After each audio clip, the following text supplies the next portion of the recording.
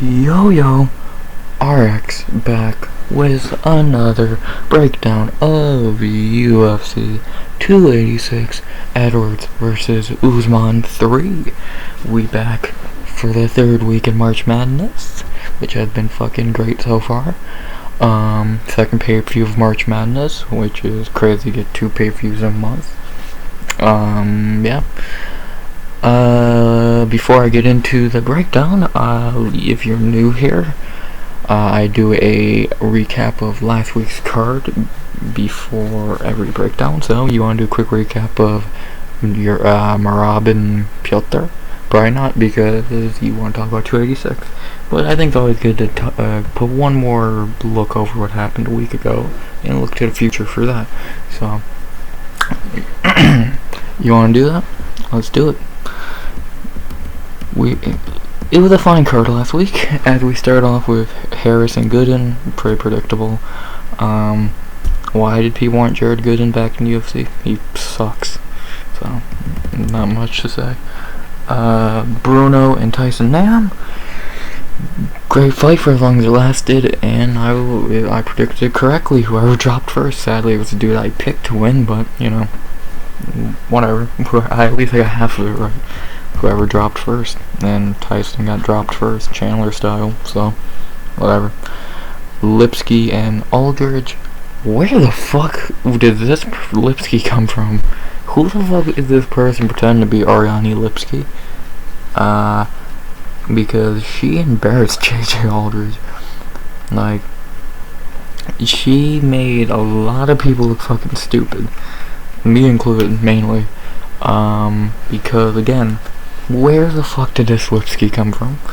And how did Aldridge fucking win a round against Blanchard but couldn't win a minute against Lipsky? MMA makes no sense. Whatever.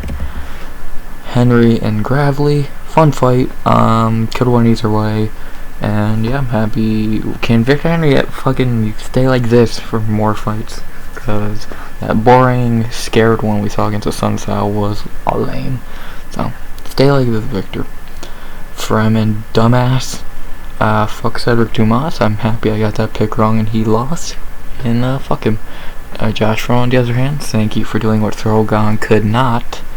And giving karma. In March, no less, Women's Month. So, you know, there's some good that happens in the world. After that, Grant and a Sun Sal. Keith Pearson completely screwed a Sun Sal. But what's new? Keith Pearson is a dog shit referee. And yeah, feel bad for Sun Sal, but enjoy retirement, brother.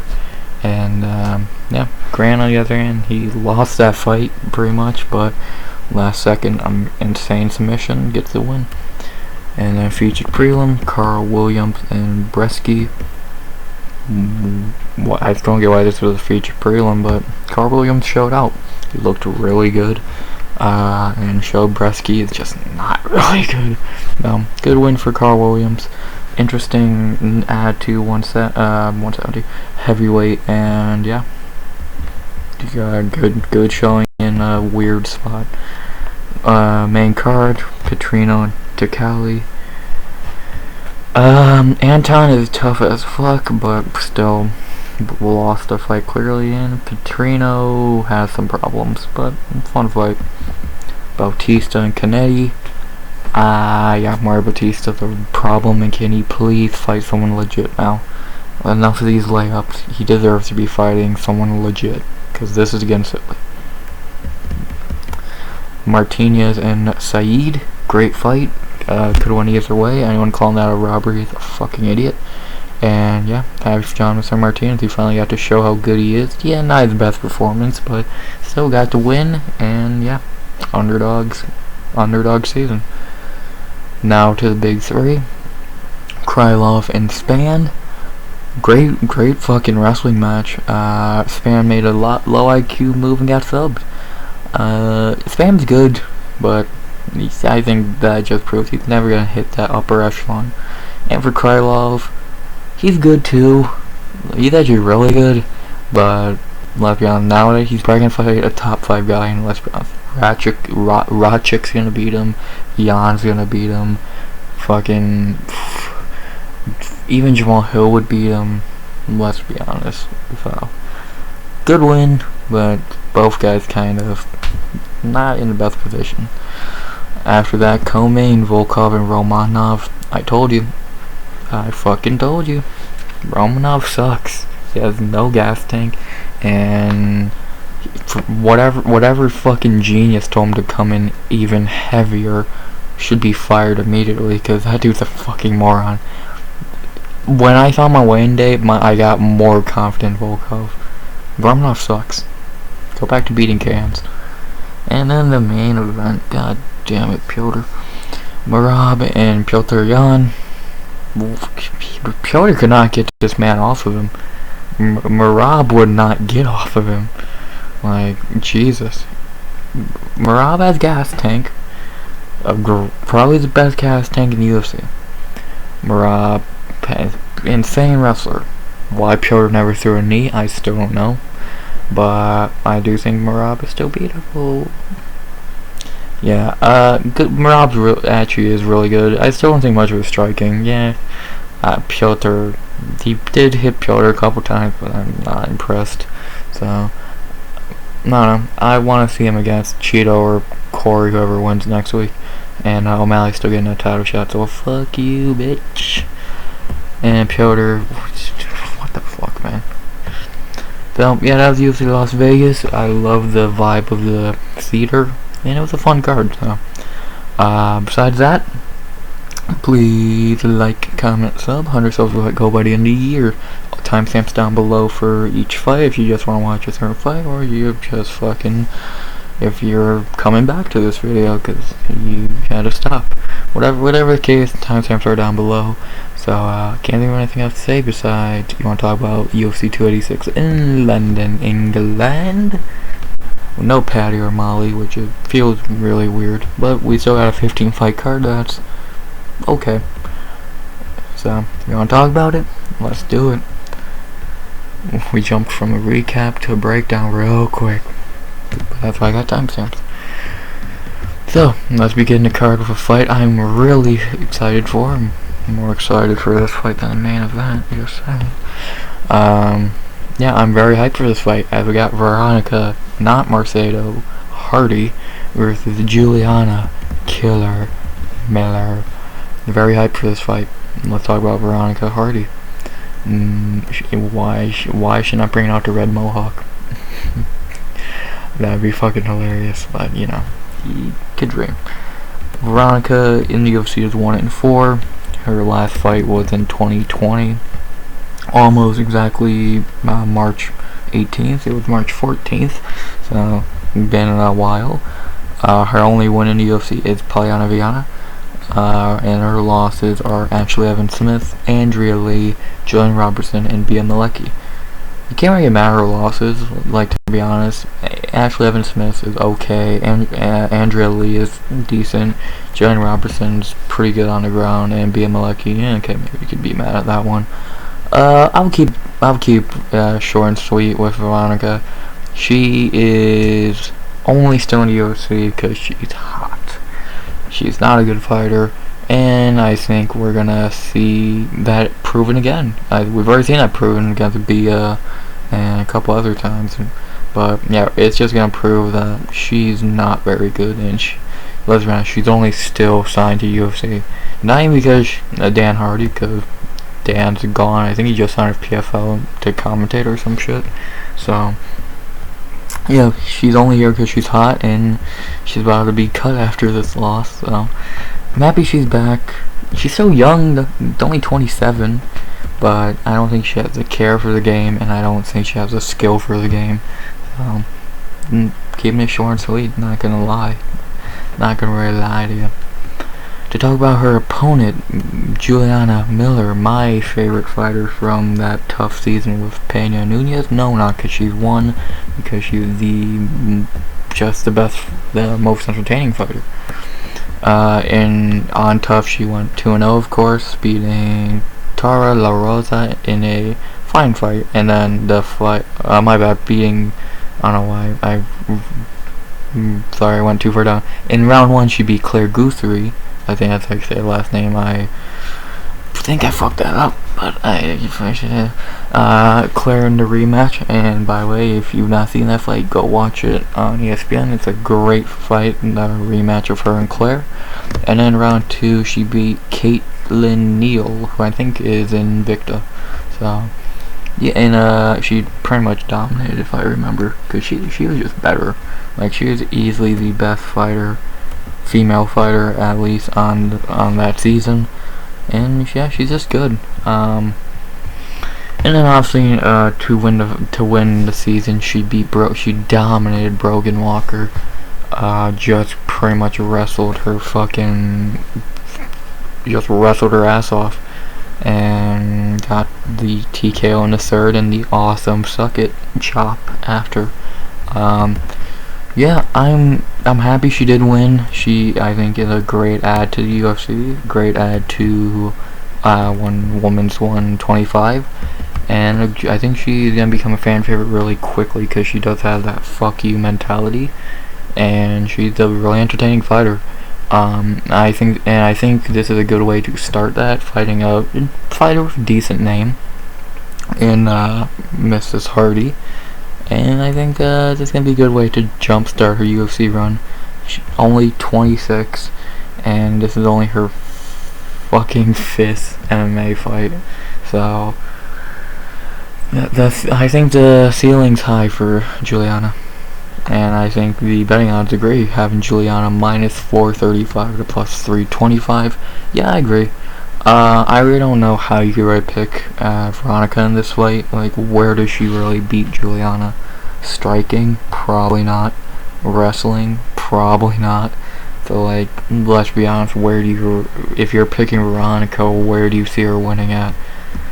Like, if you think there's gonna be some shitty WMMA judging, and we're gonna fucking get a robbery, I don't think there's a fight for that on this card. I think you got other fights you can say that for, but I don't think you can say that for this one. I think this is hand-picked to get Veronica out to UFC and Juliana a nice win in her second fight, debut, whatever. So, not much to say. Of course, I'm going Juliana Miller to win this one. Anyone shocked by that clearly is a fucking idiot. And yeah, how do I have her winning?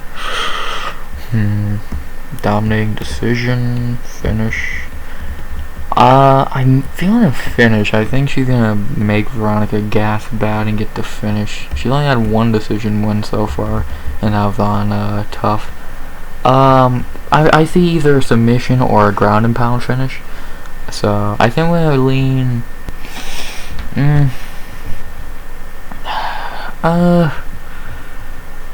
I'm going a ground and pound finish in round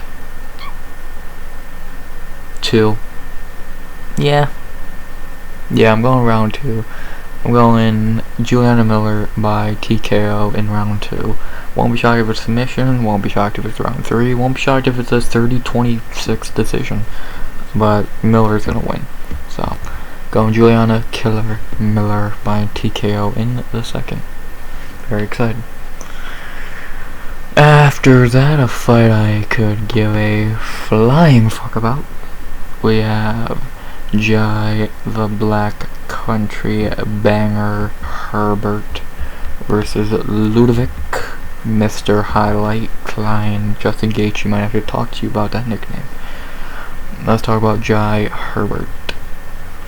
One of the best nicknames in the UFC, might I add. Jai in the UFC is 2-3. His 2 wins are Kama Worthy and Kyle Nelson.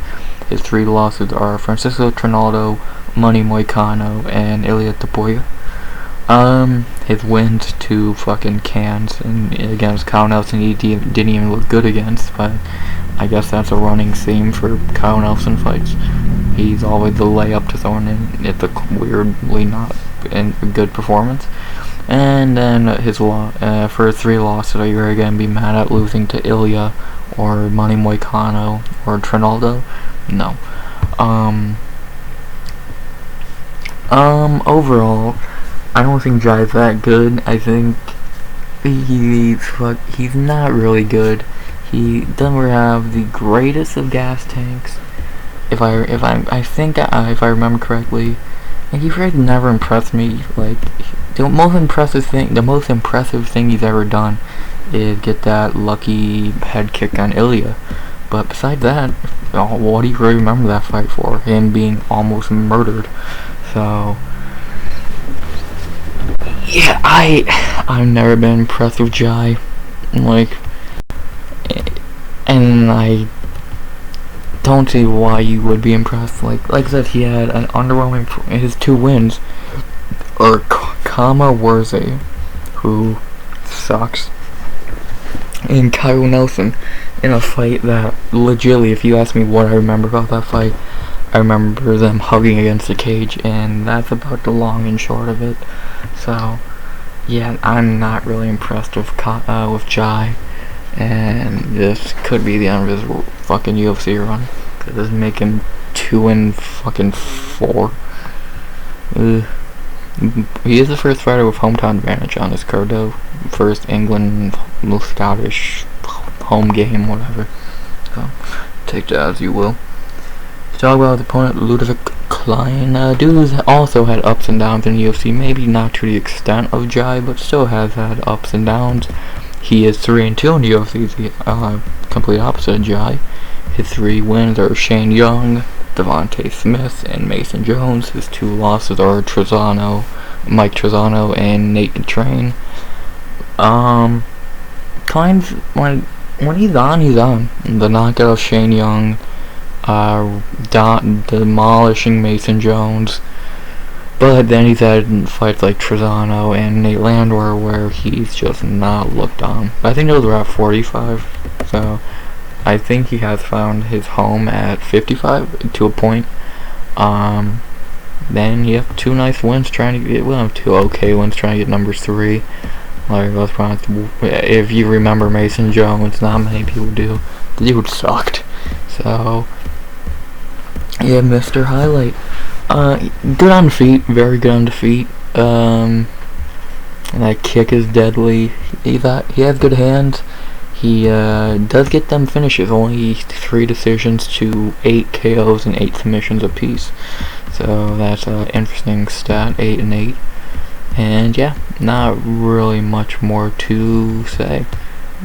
2 of those 3 decisions have came to UFC. That's interesting. The betting odds for this fight have Ľudovít -165 to +135. Yeah, I think Ľudovít should be the favorite. If you ask me who I'm more confident picking, it would be Ľudovít. I think he has shown better and just more overall, and I think he is just the better fighter. And I do think he does get the win here against Jai. The only question in my mind with this fight is, how does Ľudovít win? I think he continues the streak of Jai getting finished. And I think he's gonna finish Jai by the knockout or submission.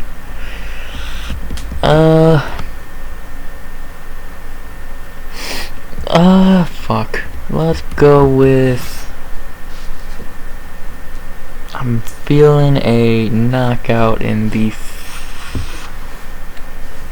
first. I feel like it's gonna be a bad start tonight for the hometown favorites. So yeah, I'm going knockout in the first for Ľudovít Klein. Don't think he wasted much time with Jai. Jai's not very good, and I don't even think much of Ľudovít, to be honest, but I think he's just better. So Ľudovít Klein by knockout in the first. Do I want to seal that? Yeah, I don't see him submitting him. I do see him finishing him though, so never go wrong for knockout. Ľudovít Klein knockout in the first. After that, a fight that was meant to be fight 13 on the card, in the featured main card fight, and now is fight 3 on the card, which, I think that both are wrong. I think they should be on the actual prelims, but whatever. I feel bad for one of the fighters involved, because they don't deserve. I feel bad for this fight in general, because they get a lot of shit for being on the main card at first, but it got moved on, so And I am of course talking about Joanne JoJo Wood versus Luana Dread Carolina. Oh, trust me, Luana, we dread your fights. Let's talk about the vet Joanne Wood, not so called her anymore. I think we all like Joanne Wood, let's be honest. Happy she's back. She, after about a little layoff, over about a year. Her last fight was in, what was it? Was it Columbus, Ohio, or someplace? It was someplace in Ohio. Dawkins and Blake. So she's been off for a minute. In the UFC, she is 7-8, not the most shiny record, but that's just Joanne. She just has wins and losses. Her most notable wins: Lipsky, Andrew Lee, Jessica I, Lauren Murphy, and I'll talk about that in a second. Her losses were Sug Rose on Tough, Jessica Andrade, Sincere Calvillo, Caitlin Chukagian, Jennifer Maia, Talia Santos, Alexa Grasso. She's not being the best of people, but she's not losing to the best of people. I know a lot of people have talked about how she's on a losing streak. But if you literally, her last two fights are Talia Santos and Alexa Grasso. If you're gonna clown on someone for losing to those two, you're a fucking idiot. Those two, arguably for Talia, but I think she clearly won, beat Valentina. So, what did that tell you? She lost to two of the top 5 fucking best in the division. Ooh, yeah, that's a bad thing. And then let's be honest, before that, she should have got a title shot after beating Lauren Murphy, because she won that fight. But whatever, judges are judges. And if she wasn't a dipshit and she didn't fight Jennifer Maia for no reason, she would have got a title fight, because she already had it booked, but COVID and then, Val got hurt. But yeah, once again, Jennifer Maia fucking over Joanne Wood. If you know what I mean for later on the card, you know what I mean. Yeah, overall, we know we're getting with Joanne. Decent striking, can wrestle if she has to. Kind of. So, we know we're getting with Joanne. 37 years old though, how much in the game is she really still? How close to retirement is she? If she wins this, I hope she does retire. Go out on a win in the O2 would be nice. To talk about her opponent, Dread, which is one of the most fitting nicknames I've ever seen. Luana Carolina is 3-2 in the UFC. Her 3 wins: Cachoeira, Poliana Botelho, and Lupi Godinez. She did not win that Godinez fight. That was a fucking robbery. Her 2 losses are Ariane Lipsky. We all remember that fight. And Maya McCann. We all remember that knockout. She always loses in a interesting fashion. Yeah, she's not very good. She's lengthy. That's about it. If she wins the fight, you're not gonna remember the fight. Let's be honest. Do you remember, if you watch the fight, do you remember her and Botelho? Do you remember her and Cachoeira? No, we all know what you remember. Her and Lipsky. Her and Meatball. So, what does that tell you? Yeah, she sucks. I don't know why she's even in the UFC, to be honest.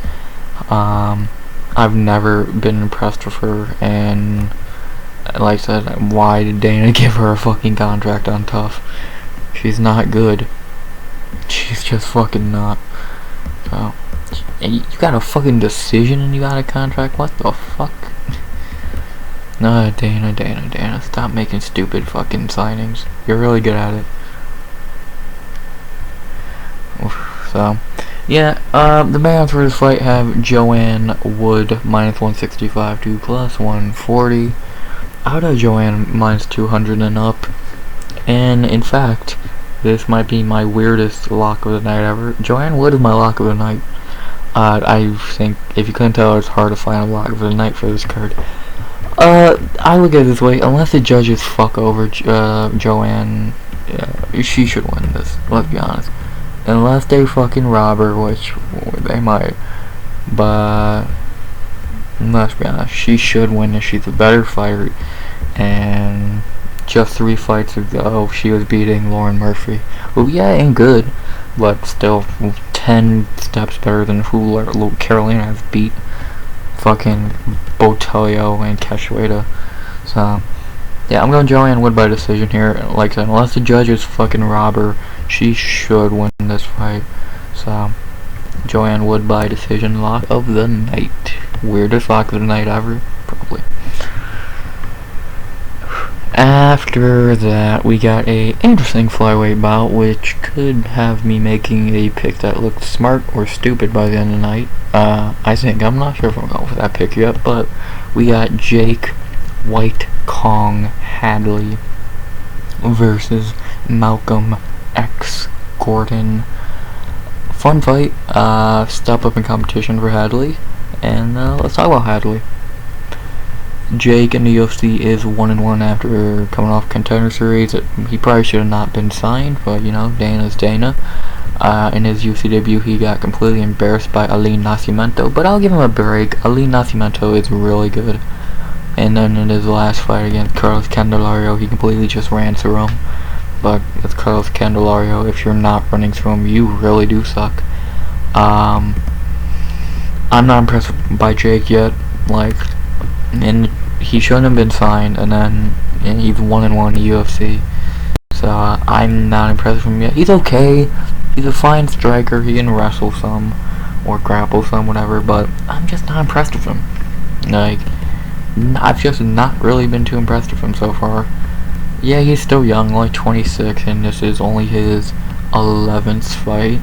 So I guess you can, if I made the excuse for someone like Miller or I guess make it here, but at the same time, Dana put a lot of stock in you, man. Dana even said when the night he signed you, either don't make me look stupid, and you made him look really fucking stupid. So this is gonna be the make or break fight for him, because to be honest, this might be a hand-picked matchup to a point. Because if you really look at each fighter's skill set, one plays a lot into the other winning. So, and that of course I'm talking about Malcolm Gordon's skill set playing into, or ability, whatever, to playing into Hadley's. So let's talk about Malcolm. A very chinny guy. Very chinny fighter. In the UFC, he is 2-3. A lot of 2 and 3s, 3s and 2s. His 2 wins in the UFC: Francisco Figueiredo and Dennis Bondar. Even though I really don't think that's a win, because Dennis broke his arm Jacare style, and it wasn't even because of a submission. Fucking Malcolm just fell on it completely on accident. So kind of a weird asterisk next to it. And his 3 losses are Amir Albazi, Sumadarji, and Mokaev. Dude's really into really high competition. Like, your UFC debut with Amir Albazi, Jesus Christ, they had no fucking care for you, bro. Then Sumadarji completely just torched him in 44 seconds in one of the weirdest KOs you've ever seen. And then he actually gave Muhammad Mokaev a really good fight, which I'll talk about Muhammad in a little bit. But yeah, he almost beat him once or twice. So very interesting fight he had with Muhammad, which might have showed that maybe he's not a complete pushover. And to take a line from my friend Prodigy, MMA Prodigy, who's linked on my homepage of my channel, he's overperforming. Like, let's be honest, huge underdog against Francisco, he dominates him. Huge underdog, well, actually I'm not gonna count that. Huge underdog against Muhammad Mokaev, plus 775, and couldn't make the case for him almost getting submission in round 2. Like, he's overperforming. Is it because, let's be honest, Francisco Figueiredo good? No. Is Muhammad Mokaev fucking around too much more than fighting? Yes. But who knows? He is 32 years old, so he's getting older, and he's very chinny. So take that as you will. The betting odds for this fight, I do not agree with in the slightest. Jake Hadley minus 335 to plus 250. I actually think Hadley has dropped as a favorite a bit. I think he was like minus 4 at one point in the week, but he has dropped going into Friday. I would have Hadley the favorite, but not minus 335. Probably minus 150. Like, if you look at if you look at each other, if you've watched all these guys fight and all that, you could see why Hadley is the favorite. And I won't disagree. Hadley should be the favorite, but does that mean I'm picking him? I don't like picking Gordon. I think I don't like the one thing I worry about is his chin. Hadley lands clean enough. Gordon's probably taking a nap, but I'm a fucking idiot, and you know I have a weird feeling. I've got these weird feelings a lot of times on picks this year. Devin Clark versus Da Jung, a couple others that I can't think about the top of my head, but when I get that weird feeling, I'm not gonna ignore it. So I'm going with a huge underdog pick that's gonna make me look stupid, I'm guessing, by the end of the night. But I am going Malcolm X Gordon to get the win. Am I confident? No, but I have a weird feeling. I'm not impressed by Jake yet, and I've seen a lot from Malcolm, and I've changed my mind on him a lot. I think I did a breakdown for the card he fought Francisco, and if you go back to that, I talked very little of him. As he's one up in my I'm more impressed by him, I guess, will be the easy way to say what I'm trying to say. So fuck it, I'm an idiot, so I'm going Malcolm Gordon by decision. I have a weird feeling, man. Just don't get hit. Well, you're definitely gonna get hit, but don't get hit too hard. Malcolm Gordon by decision. Far from confident, my god. After that, the early prelim co-main event, we have Christian Leroy Duncan versus Duško Thunder Todorović. We'll talk about Christian Leroy Duncan a little bit. I say a little bit because I've never seen him before in my life until he had this fight booked. From what I've seen and heard, he's pretty good. Good striking.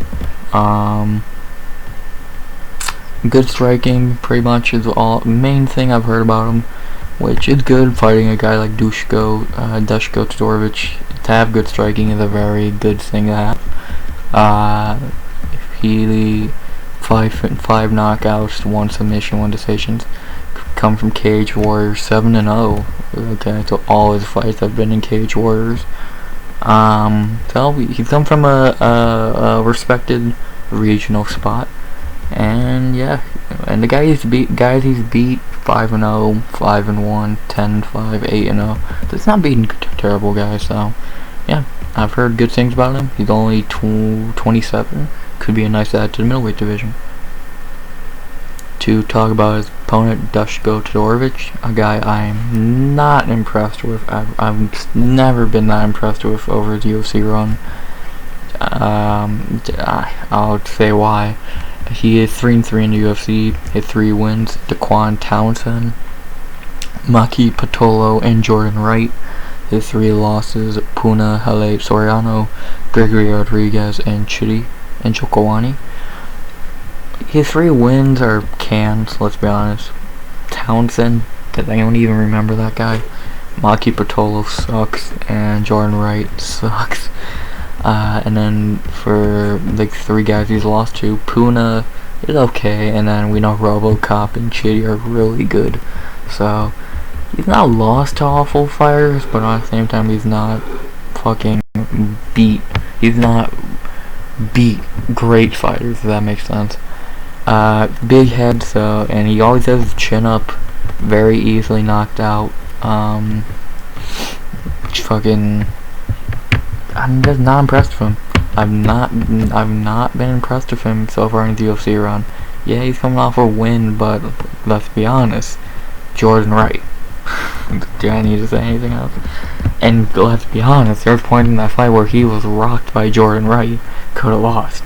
Yeah, you beat Maki Patolo. How good is Maki Patolo? And then again, the Quantown thing.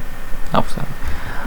Yeah, I've never been impressed with Duško. He can strike somewhat, but with his head up as much as it is, it's never really ends well when he's fighting someone who can strike. So, the main odds for this fight have Leroy Duncan minus 210, 2 plus 170. I would agree. He should win this from what I've heard and seen. He's just... this is a hand-picked fight, not by him, but by the UFC, to get him a win in London early on the card, get a nice new ad to middleweight, and it's a good signing. I'm gonna guess it's gonna end up to be a good signing. I'm going Christian Leroy Duncan. I'm going by knockout in the first. I think he just lights up Duško and walks away with a W. Home game W for Christian Leroy Duncan. So Duncan KO in the first. My first, wait, no, my bad. I did pick Calder, so my second home game W. So yeah. And now the last early prelim, a fight I am excited for because I am very excited to see a certain fighter back. We have Lerone, the Miracle Murphy versus Gabriel, not fuck saying that nickname, Santos. Happy Lerone Murphy's back, man. About time. Been a year and a half almost. Let's talk about it. Let's talk about Lerone Murphy, man. Great fucking prospect back in the UFC. He is 3-0-1 in the UFC. His 3 wins: Ricardo Ramos, Douglas Silva, Dion Raj, and Makwan Amirkhani. And his 1 draw is against the Beard Tuhugov.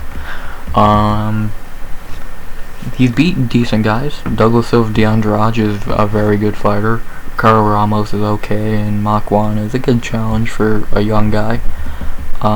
He's very powerful on the feet. His wrestling is a big problem you see in his game, but you know, over a year and a half, if you could fix that up, I think it could. It would make him even scarier.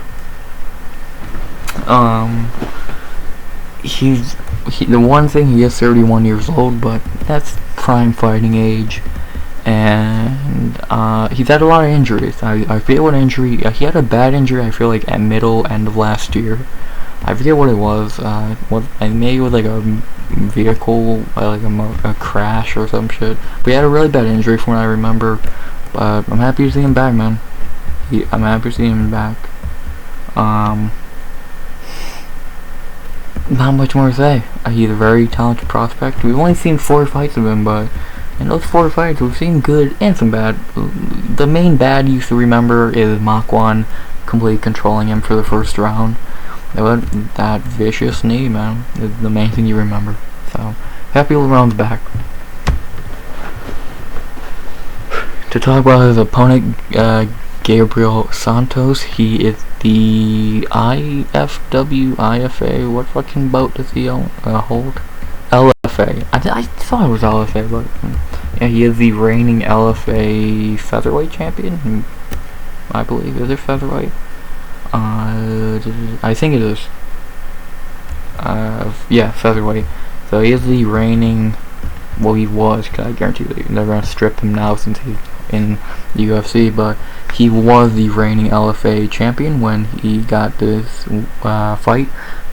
This was meant to. The reason he got this fight was Nathaniel Wood pulled out, which is such a shame. I would love to see Lerone Murphy and Nathaniel Wood, but you know, shit happens, and Gabriel steps in. I've heard a couple things about Gabriel.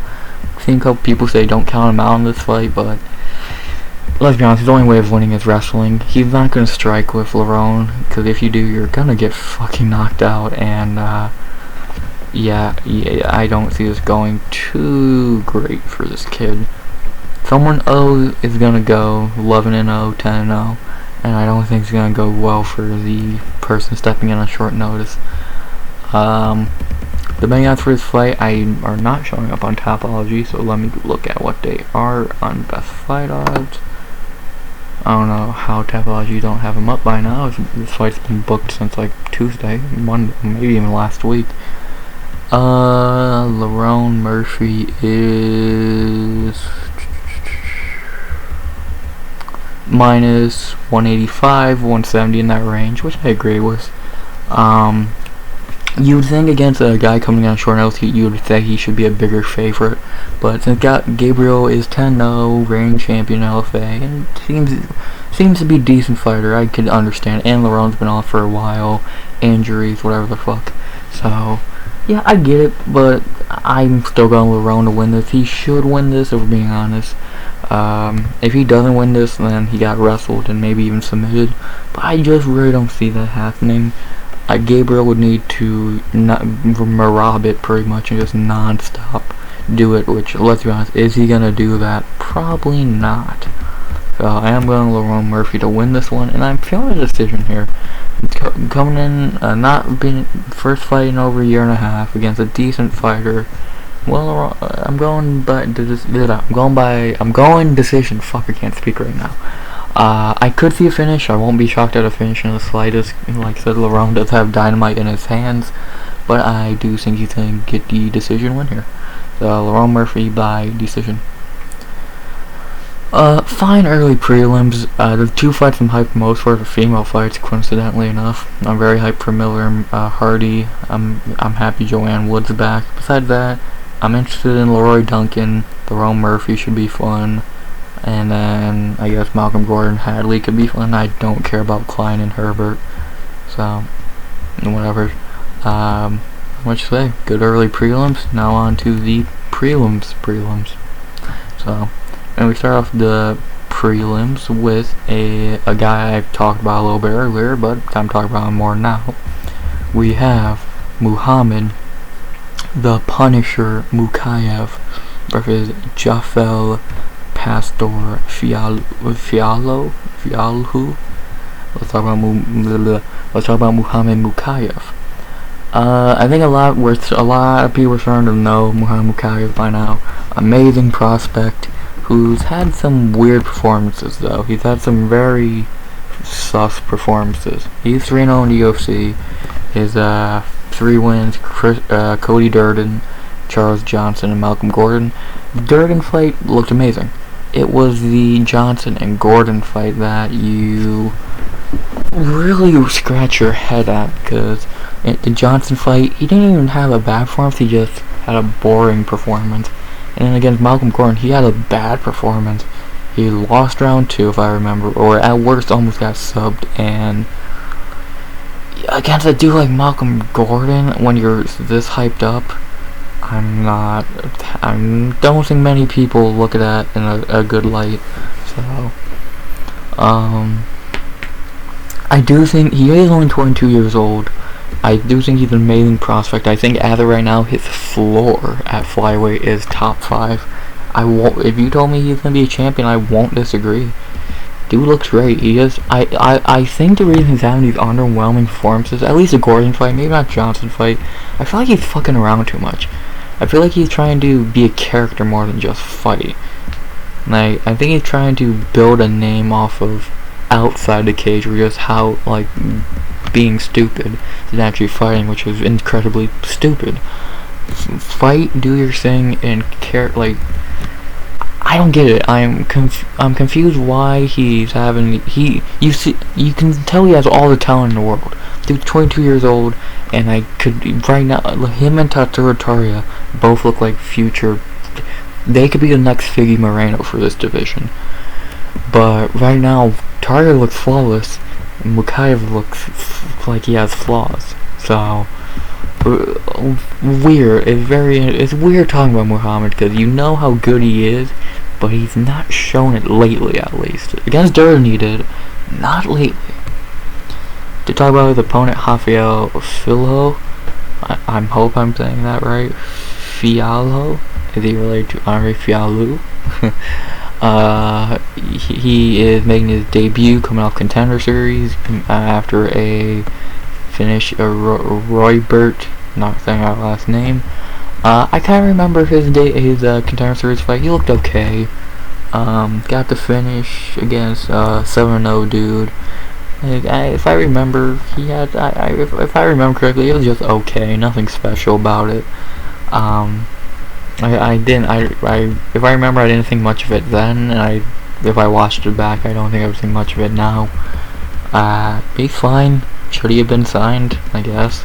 But not much really to say. This is, I think, a lot like the Marcelo fight, maybe even the Leroy Duncan fight. I think this is very hand-picked for Mokaev, which I'm very unhappy with, because Mokaev is ranked 12th right now at 125. Why is he fighting a dude making his debut? You want to make the excuse that people are saying no to him? I came up with this idea earlier. If you say no to a fight for no fucking good reason, there should be a punishment. Like, if you're telling me guys like David Dvorak, Tim Elliott are saying no to Mokaev, take away their ranking, fine them some fucking money for their next fight. Like, you're like ducking a dude just because you know he's really good is fucking pussy shit. When you're a fighter, dog, fight. Don't be a bitch. Fight. Like, whatever. I think that's a big problem with UFC right now, but that's for a different story. But yeah, for this fight, I have Mokaev minus 800. Yeah, of course. What the fuck else would you expect? Dude's gonna win. Like, what the fuck else do you think's gonna happen? Like, the dude's fighting a dude making his debut as, like, what the fuck do you think's gonna happen? I feel bad for this Filho dude. He's probably a decent fighter, but he's getting thrown at a wolf really badly. Like, shitty way to make a debut, man. Shitty. And he's in the Jesus Aguilar treatment, getting thrown to the fucking wolves. So, yeah, I am going around with Mokaev to win this one. How? I wouldn't be shocked if Mokaev has another underwhelming performance. Knowing him, he probably will. So, I don't know, do I want to, does he get his head out of his ass finally and finally just start fighting? Because that's what I want to see. I want to see this motherfucker start fighting, not fucking taunting. You've not done shit yet, motherfucker. Wrong by decision. I don't know why. I have to see him get his head out of his ass first. Because right now, I'm impressed and not impressed at the same time, if that makes sense. So I'm going to Mokaev by decision. Focus on fighting before you focus on being the star, because you've not done shit yet, dog. After you do shit, you can talk shit. And done shit yet, Patty. So, nah, that's an insult worse than death. Nah, Mokaev is good, just stop being stupid. Mokaev by decision. After that, a fight that I think should be opening the card. I don't know why it's this high on the card. We have Sam the Future, so this guy's gonna suck ass, Patterson versus Yanal Red Fox Ashmoz. I swear I'm reading you a fight on UFC 286 and not Cage Warriors main event tomorrow. Let's talk about Sam Patterson, I guess. The skinny motherfucker himself. 6'3" at fucking welterweight. 2 inches taller than Jalen Turner. Like, that just shows how crazy Jalen Turner is. Patterson's making his debut off the Contender Series in a performance, if I remember, I still don't think he should have been signed off of.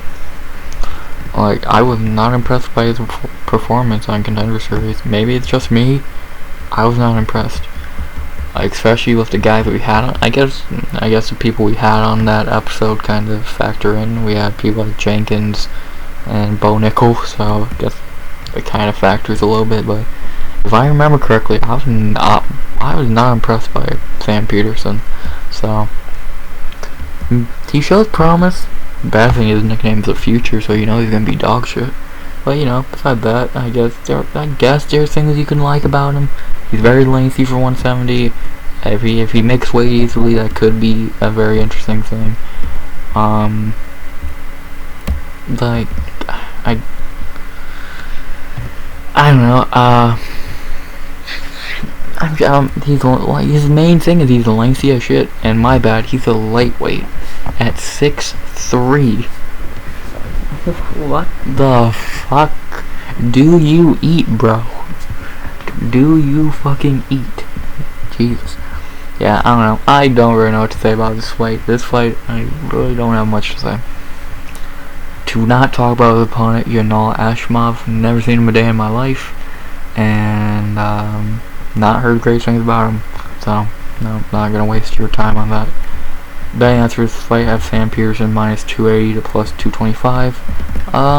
Yeah, probably. This does seem like a super fucking layup for Peterson. They find a dude just to fight him, which says a lot.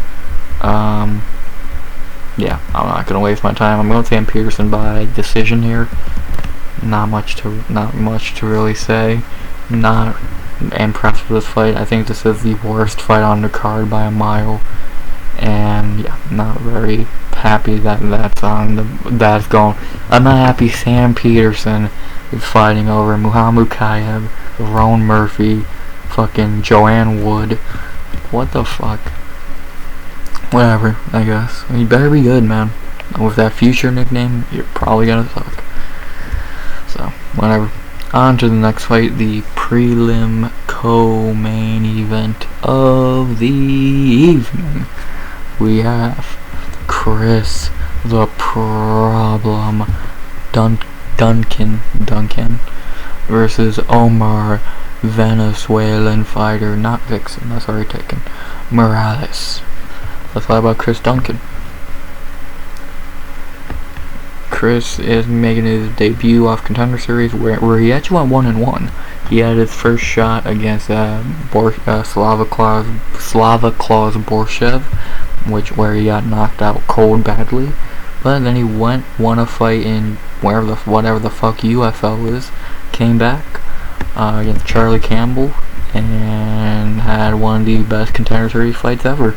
The modern day Congo and Pat Barry. If you've not seen that fight, go watch it.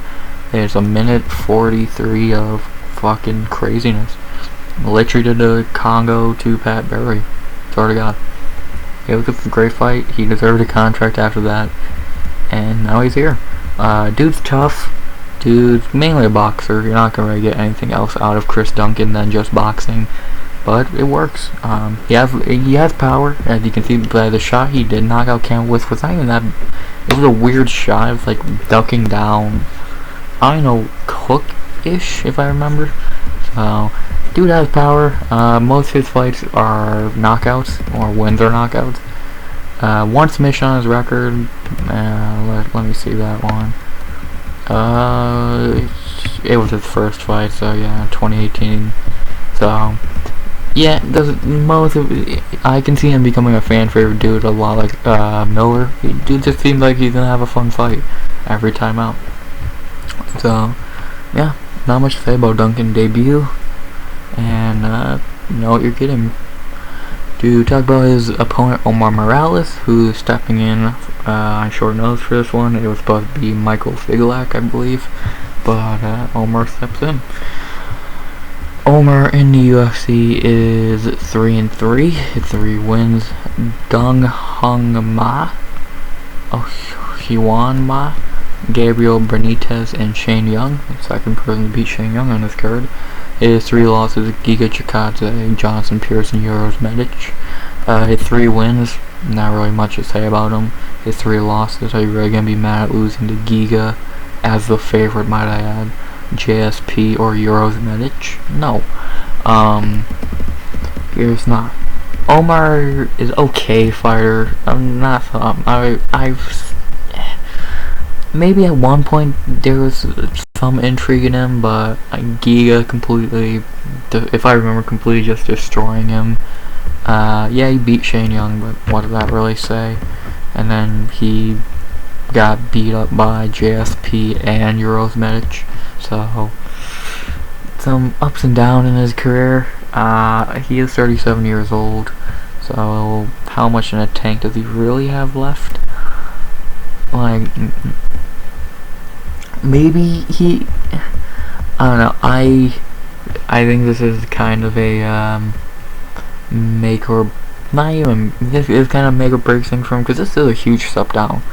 Going from Giga and JSP to Chris Duncan is a huge step down. Yes, he stepped into after they didn't book this, but they greenlighted it. So, and this might be even be a step down from Euros Medic, who he was also the favorite against and lost. Yeah, like I think Omar is gonna need to make this a technical fight, because if he goes in there trying to brawl with Chris, I think he's getting knocked out cold. So, yeah. Banghouse first fight are near even. I think Omar is coming out as a small favorite, which I actually disagree with. If I would actually have Chris the favorite. I think Omar is weird to trust right now. 37 years old on a losing streak. How much are you really gonna trust him?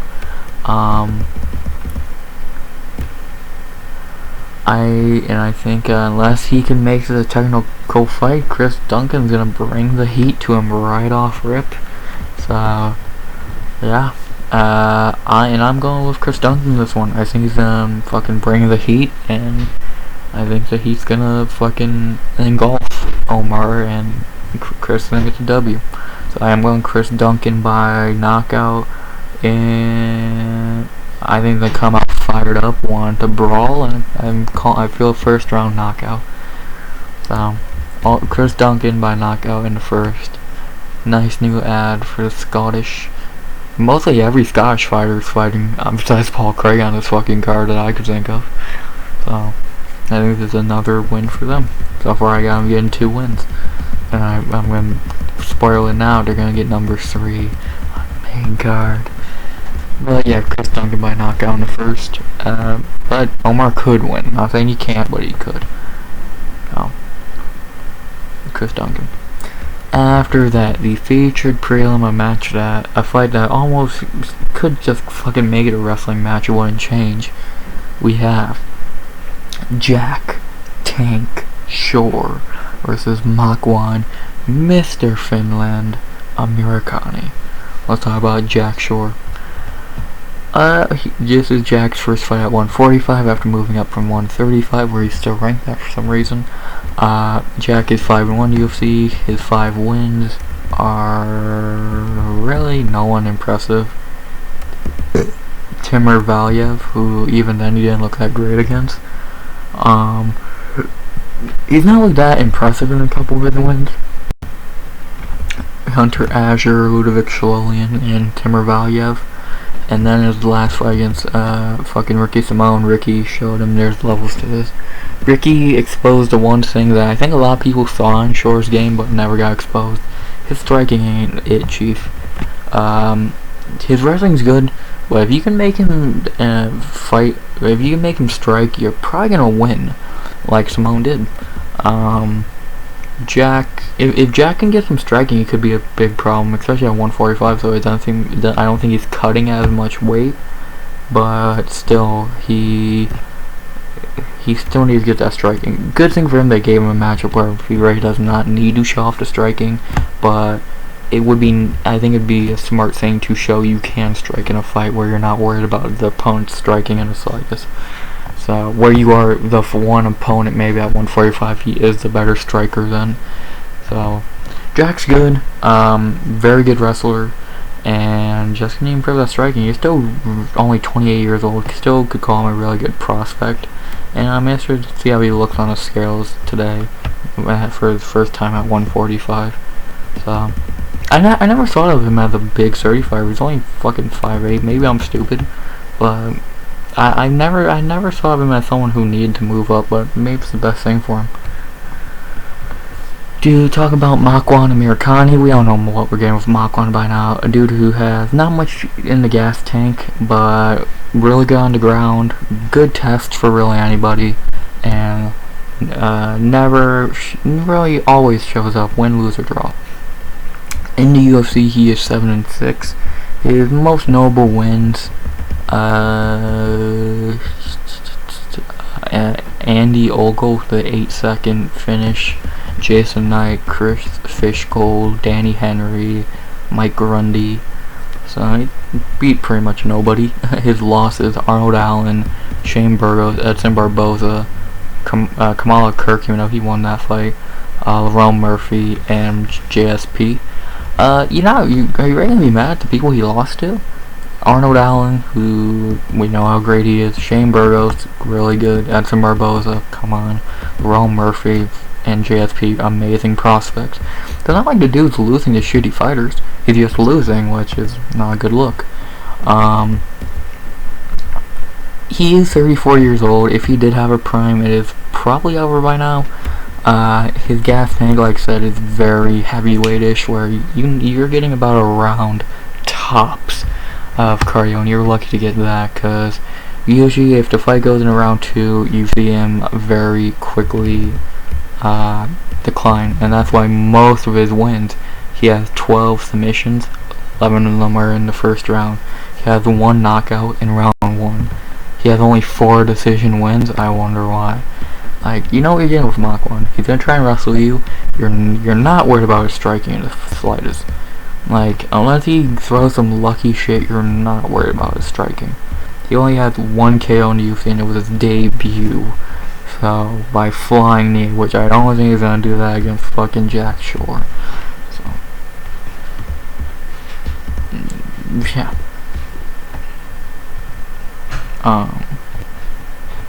I like the matchmaking here. I think this is a very smart matchmaking. Give Jack Shore a guy he could, if he wants to, show off his striking against. But if not, a guy he 99% chance should beat. So, the main guys first fight have Jack Shore minus 500. You can't disagree with that. You're only worried for a couple minutes in the first where Makwan's throwing up submissions, but Jack is smart. He's not gonna. I don't see him getting subbed. Jack is really smart. He's not. I don't see him getting subbed here. If I'm being honest with you, I do not see it happening. Could it? Of course. But let's be honest. Will it? No. So, I am of course going Jack Shore on this one. I'm not a fucking idiot. I think he's gonna want to get, and I think he's gonna want to put on a great performance after his last fight was in London. So, losing his O in London probably is still burning his soul. But you know, now you get a second chance. So I'm going Jack Shore. Bye.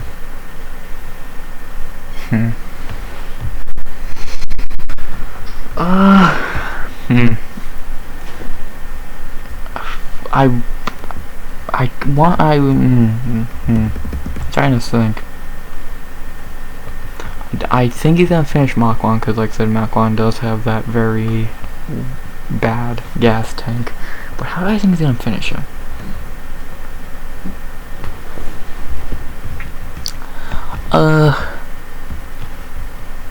I see a, let's see, who did he get submitted by? I'm interested. Who the fuck submitted Makwan?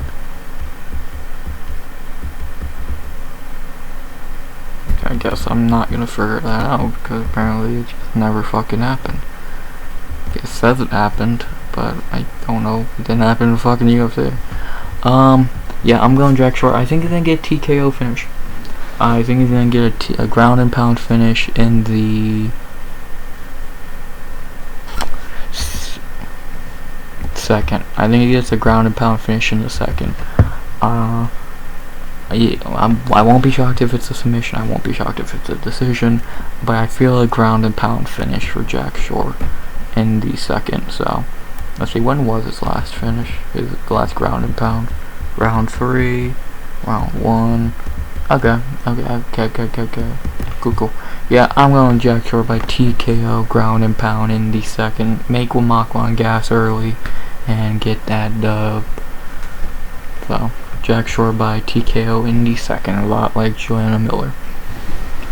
Pretty much you can say the same thing for Miller as you would say for Shore. Gas him, ground and pound, next.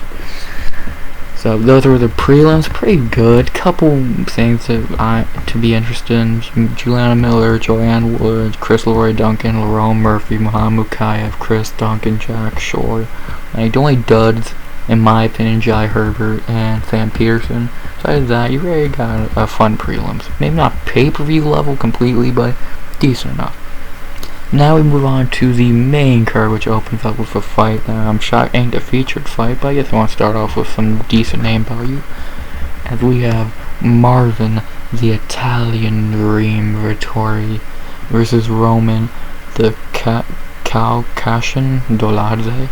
Let's talk about Marvin Vettori. I think we all know Vettori by now. Dude's proven he's a top middleweight. Like, if you look at his last 3 fights, he's fought a murderer's row. Izzy, Costa, Whitaker. Dude's fought a fucking murderer's row. He is 8-4 in UFC, and the only 4 people to beat him are Izzy twice, Antonio Carlos Jr., okay, that doesn't look well, and Whitaker.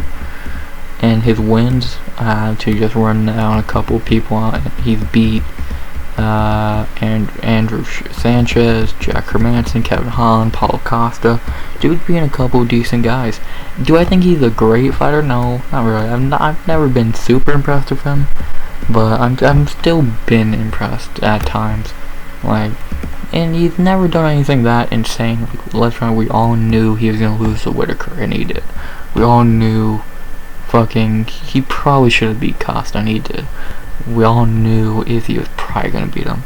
So it's not a lot of people knew he's probably gonna beat Holland, and he did. So, like, he's a fine fighter. He's still very young. He's only 29.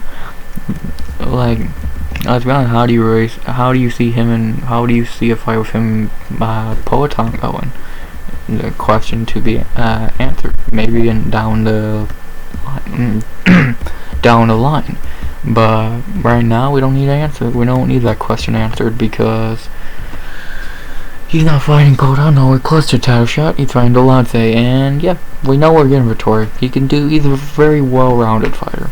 And fucking durable as shit. If I had to make a list of guys I don't see getting finished, or the hardest fighters to finish, he'd probably be in the top 5 to 10. I don't know what you'd have to do to fucking hurt this guy. So, yeah.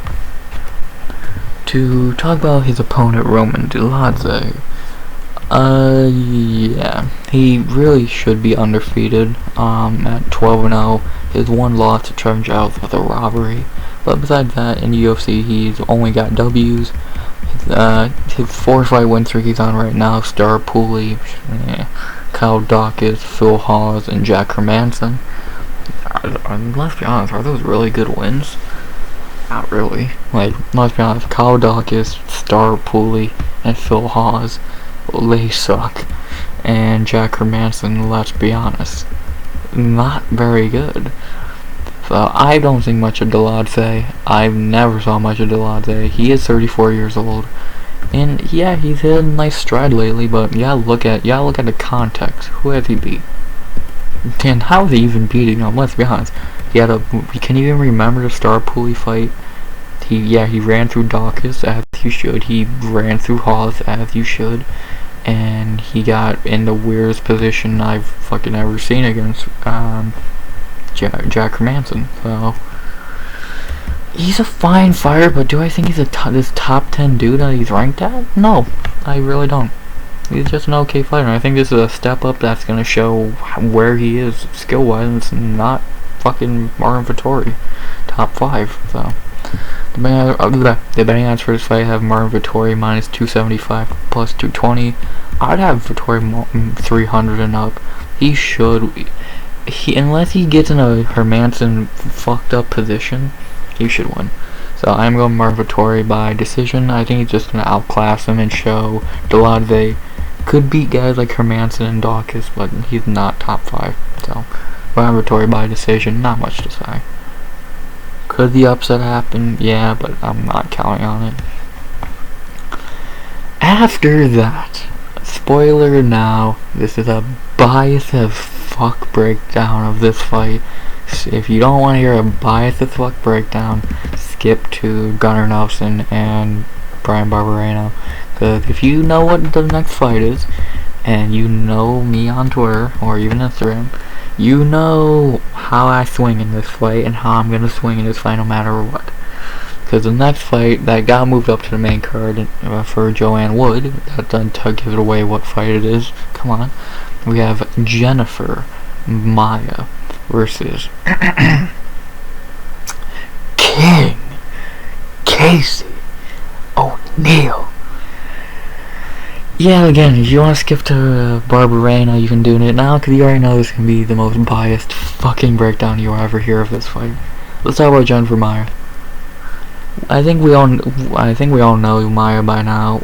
For one reason, she won a round against Valentina, which is kind of, that little trophy has gotten less and less important over time. That pretty much means, that's like, it's like, I'm the first person to knock out this fighter, and then it'd be like if Usman started getting taken down like fucking, it was nothing. Like that Leon having that trophy would mean less and less. So I hope that makes sense.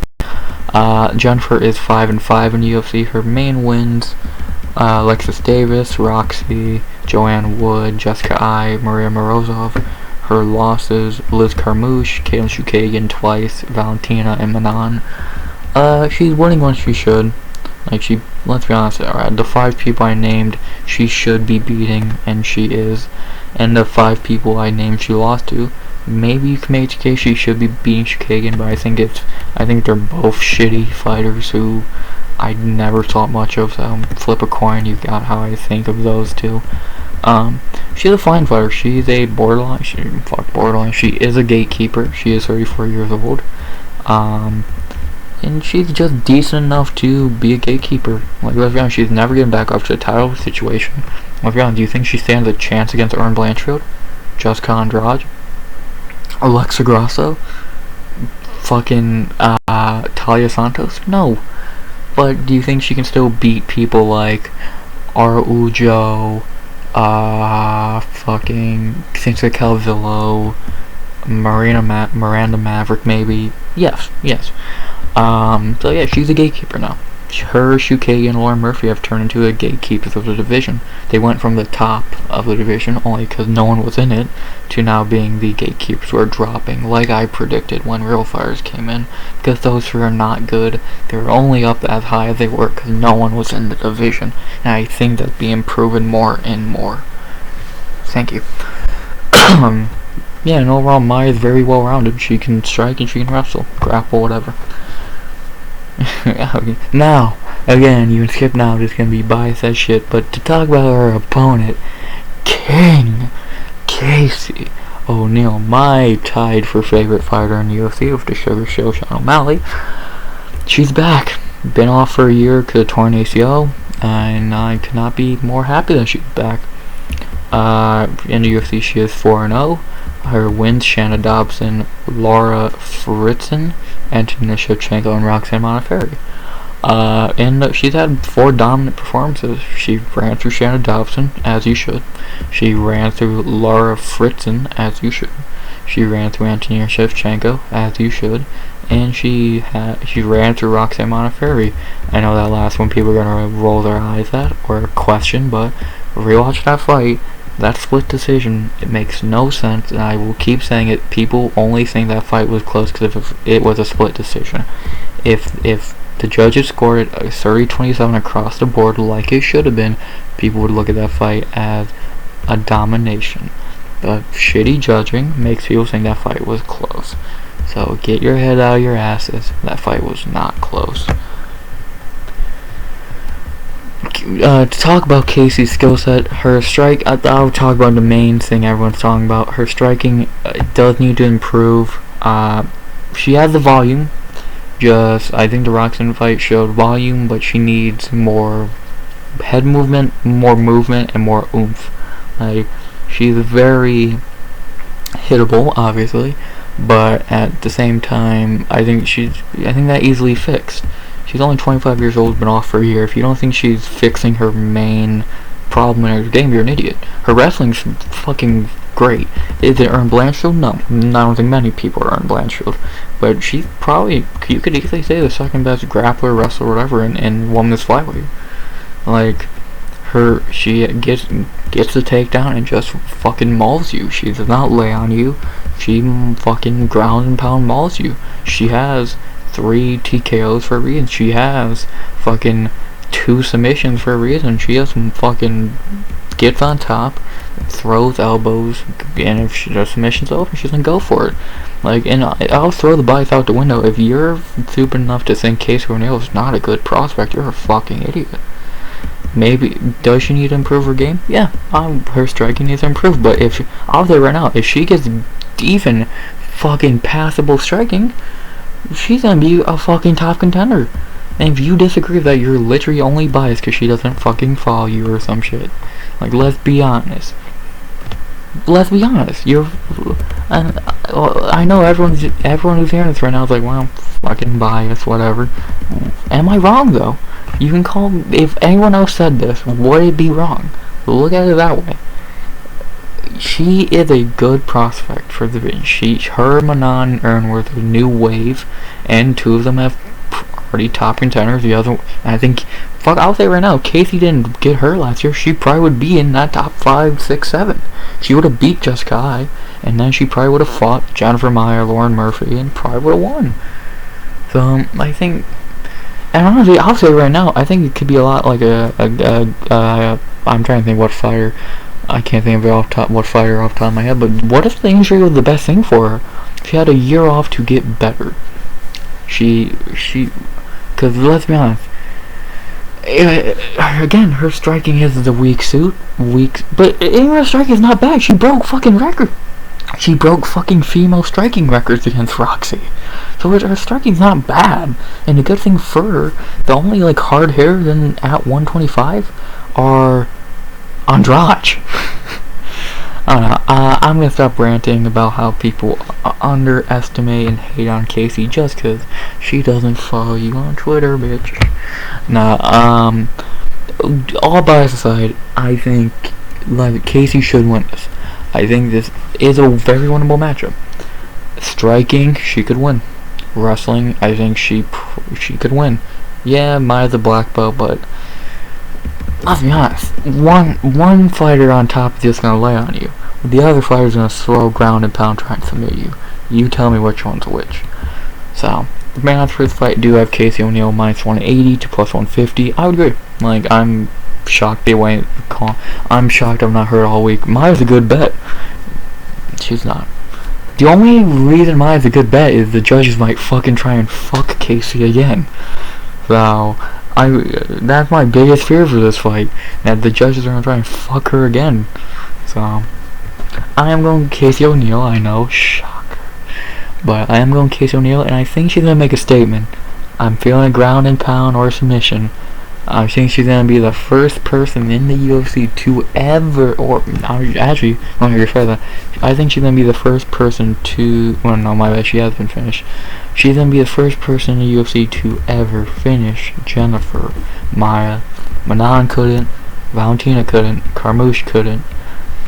She's gonna be the first person to finish her since Sheila Gaff in 2012. I'm going King Casey O'Neill by ground and pound in round 2 or 3. Another thing I will bring up is her gas tank's great. Like, that's not, I'm shocked I've only heard one predictor fucking say that. Again, Prodigy, linked on my channel. Her gas tank's really fucking good. So, keep that in mind. I'm going King Casey by ground and pound in round 2. Put down your pipe and smoke it, motherfucker. 10-0, bow to the king, and still undefeated. Bitch. I'm gonna take a quick drink after my long rant. But on to our featured welterweight bout.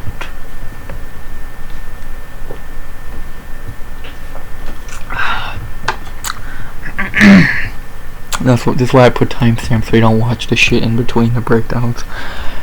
Christ. After that, our featured bout at our co-main to the co-main, we have a fun fight. We have Gunnar Nelson versus Bryan Bam Bam Barberena. I feel like I've broken down so many Barberena fights and breakdowns by now, but whatever.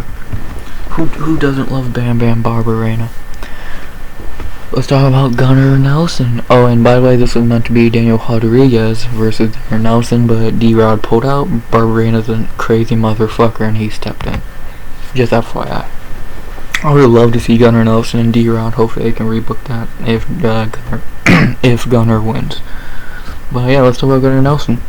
Gunnar is 9-5 in the UFC. He was a really good prospect. Him and Ponzinibbio were the two great prospects, and then both got hurt. Ponzinibbio is not the same fighter. Gunnar Nelson has only had one fight since he returned and looked okay. A very underwhelming performance against Takashi Sato, where he clearly won and just dominated, but you should have looked a little better against Takashi Sato. He's a good fighter. Gunnar Nelson's a good fighter, but he is, I think, 34 if I'm correct. He is 34 years old now, another year off, and he's fighting a guy who's going to bring it to him. He's not going to want to strike in this fight. He's going to want to wrestle, and to be honest, I don't see this fight going much differently than the Takashi Sato fight, which was in London, coincidentally enough. Gunnar's good. I think he's the guy he was when he was beating Alex Oliveira, Alan Jouban, Omar Akhmedov. No, but I do think he is still a very decent fighter who could maybe sneak his way back up into the rankings, but I don't see him doing much when he gets there. So, not much to say. Gunnar, I'm happy he's back. I wish he can fight more consistently than once a year, but happy he's back. Talk about his opponent, Bam Bam Barberena, the crazy motherfucker who always is down to fight.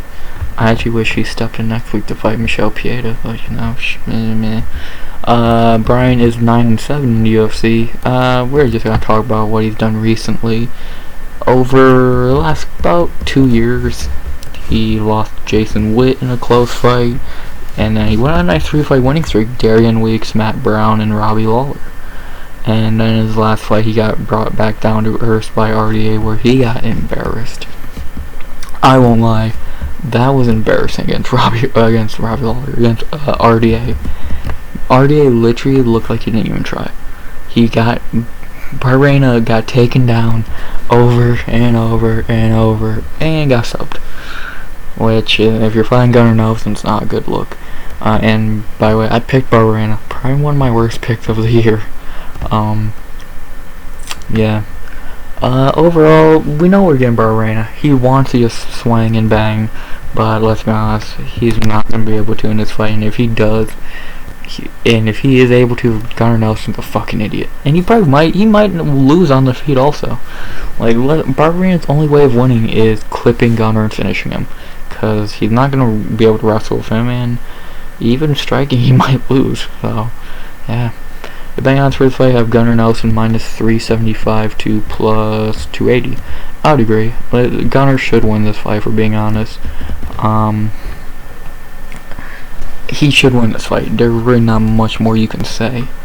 Like, if he loses this fight, like I said, he tried to strike with him and got knocked out like a dipshit. So, because Barberena's not going to be able to stop his takedowns. Or if he does, then maybe. I just don't think Gunnar losing this fight. Trust me, we all love Bryan Barberena, because he just wants to fight. But let's be honest, he's not going to be able to in this one. So, well, Gunnar Nelson here, and I'm going... I'm feeling a decision. I feel like I said, I think it goes just like the Sato fight. He's just going to hold... This is going to be the bathroom break fight of the main card. Probably. I know saying that about Bryan Barberena fight's blasphemy, but I just see Gunnar holding him in fucking backpack or side control or some shit like that and winning. Like, not really much to say. Well, Gunnar Nelson by decision. Does he make me look stupid when he finishes him? Yep, but whatever. Gunnar decision. After that, the insane co-main event of the evening that should get 5 the night now. Why, I don't know why you don't give them 5 the night now, because let's be honest, it's gonna be 5 the night, because we have your favorite fighter's favorite fighter, Justin the Highlight Gaethje, versus Rafael Ataman Fiziev. Ooh, baby, Justin Gaethje's on the card. Get the buckets, get the Just Bleed ready, because oh boy, this is gonna be fun. Justin and Fiziev. Well, I'm not gonna go in depth on these two, because if you don't know these, at least Justin, if you don't know Justin Gaethje by now, you're a casual. Fiziev, there's not much to say. He is on a nice winning streak in the UFC. The KC, Money Moicano, Bobby Green, Riddell, RDA. He's really good. He's looking like one of those. He's looking like he's with Armin, Trishukyan, Gamrot, Turner, the future of 155, which is such a great division. He's very good, and he's gonna bring the fight to Gaethje, which could either help or kill him. Could either help him or kill him. He's not gonna back down from Justin Gaethje, which you gotta respect. Overall, this fight's gonna be 5 tonight, and not much to say. Either Gaethje's coming off a really terrible performance against fucking Charles. So let's see how he bounces back. Is he gonna try and make this chaos? Which, if so, probably a good chance he wins. But if he tries to have a technical fight, he's gonna lose to Fiziev. So I don't know how to look at this fight, and I think the betting odds were completely off, saying -240 for Fiziev to +190. Wrong. This should be 115 apiece. If you're counting out Justin Gaethje in a fight, that's probably gonna be a war. You're an idiot. Like, you're a fucking idiot. Counting out Gaethje in a fight, period, is stupid. Let alone in a fight that most likely turns into chaos. So, well, who am I going with? I'm going Fiziev. I have a weird feeling. I'm going Fiziev to get the win here. I'm going Fiziev by decision. I don't think he's gonna be able to finish Gaethje. That's the one of the hardest things to do at lightweight, and I don't think he has what it takes. Maybe in a 5-rounder, not in a 3. I'm going Rafael Fiziev by decision. Will I be shocked if Justin knocks him out? No. Or wins the decision? No. But I'm going Fiziev. Going Fizz. And now the main event of the evening.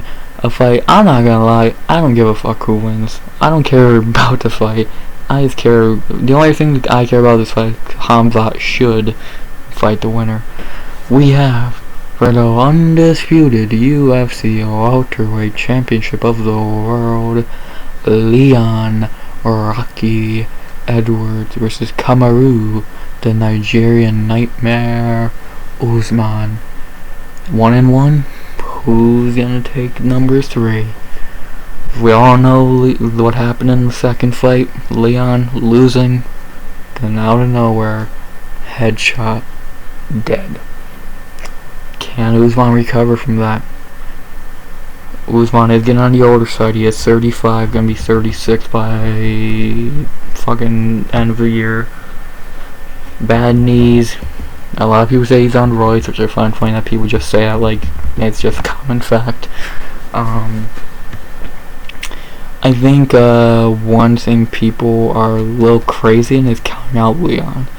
Like, Usman is -245 to +200.